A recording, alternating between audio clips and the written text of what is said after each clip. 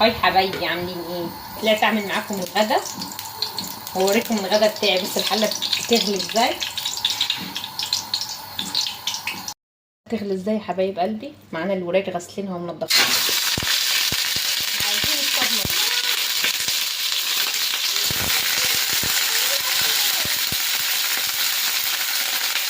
كده هتاخد الصدمه.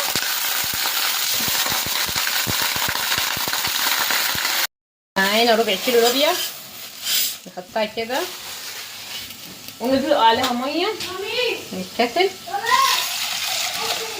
ونسيبها تتسلق. نغسلها الاول وبعد كده نسلقها. نغسلها الاول من الشكاكيش اللي فيها دي. بس نولع بقى على اللوبيا تتسلق برضو. فهنا تتسلق قبل ما نعمل البصل ونعمل الطماطم ونرجع له يا حبايبي. بس بعد ما الفراخ خدت الصدمه المعتبره ننزل عليها بالميه نغطيها بقى ونسيبها تتسلق. ننزل بالخضار، حبه من الثوم على البصل وطماطميتين وبصله كبيره وكام فص ثوم. نسيبهم يتسلقوا. ننزل عليها بالبصل، نعمل التقليه اللي هي بتاعت اللوبيا. ننزل عليها حبه من السمنه.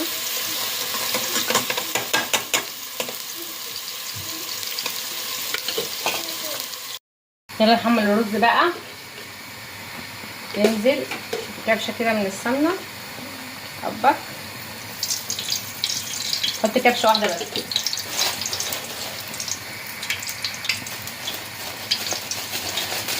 ننزل بربع كيلو من الشعريه.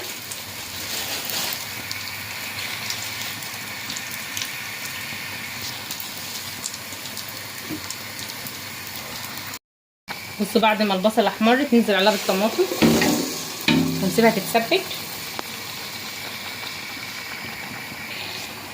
بصوا بعد الشعريه ما وصلت القوام ده ننزل عليها بالرز، طبعا مغسول وسايباه جنبي.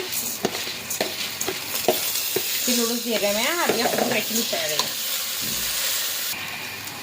نحيق الرز، معلقه من الملح،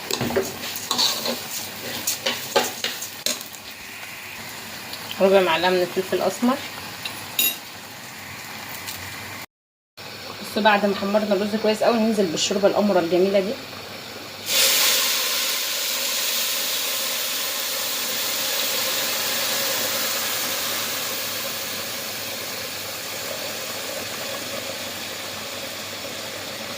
بس نغطي